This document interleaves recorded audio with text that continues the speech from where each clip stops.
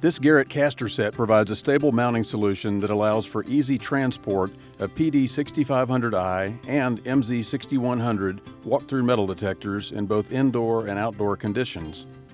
Select a level, stable surface for the installation.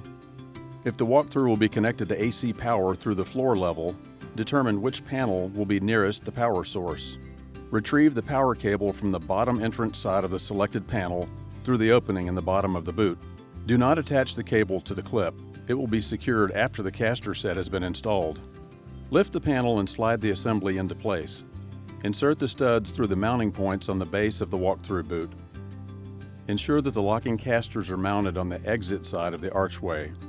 This allows the operator to easily engage or disengage the locks, and also reduces the possibility of any pedestrian interference. Fasten the caster assembly using a provided washer and lock nut for each mounting point.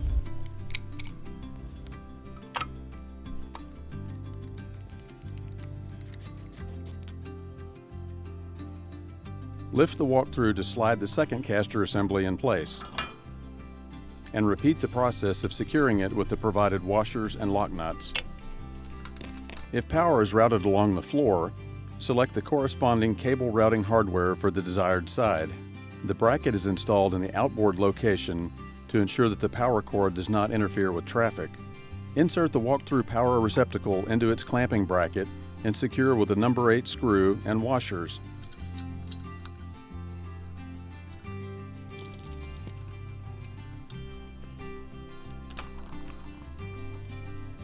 And then secure the cable with the retaining loop with the remaining screw and washers.